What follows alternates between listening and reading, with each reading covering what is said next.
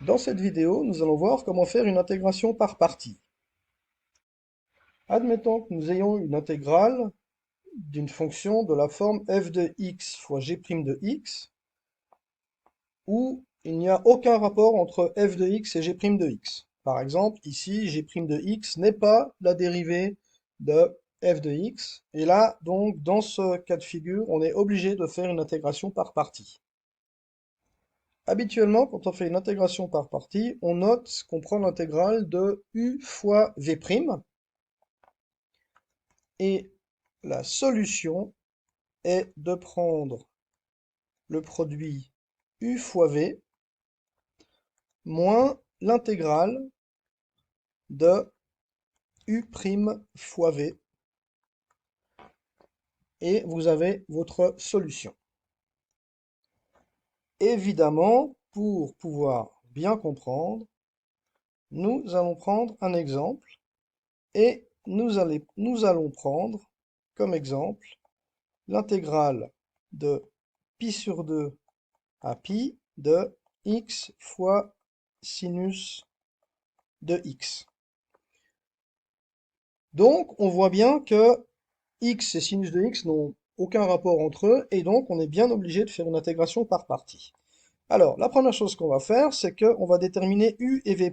Alors, je vais prendre u égale x, donc u' égale 1, et v' égale sinus de x, donc v égale moins cosinus de x.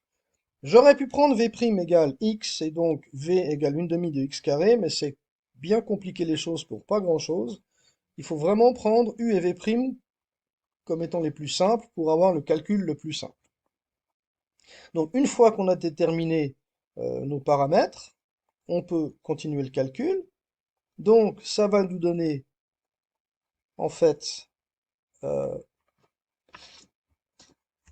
petite erreur, ça va nous donner moins x fois cosinus de x. Bon, en fait, x fois moins cosinus de x, mais je peux sortir le moins des crochets,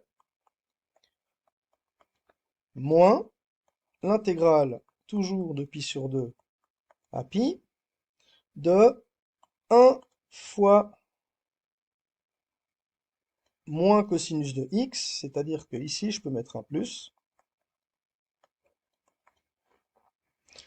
ce qui nous donne, alors, là, je ne change rien pour l'instant,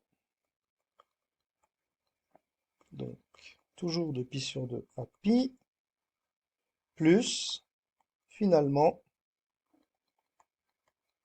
sinus de x de pi sur 2 à pi.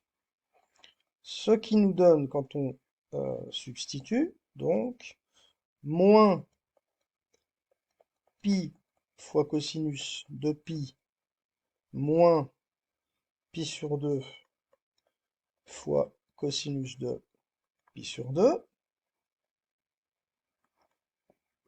plus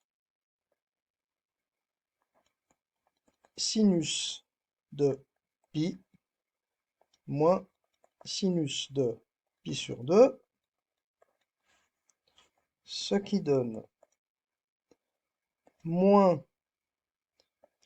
pi fois moins 1, plus pi sur 2 fois 0, plus 0, moins 1, égale, finalement, pi moins 1, qui est notre solution.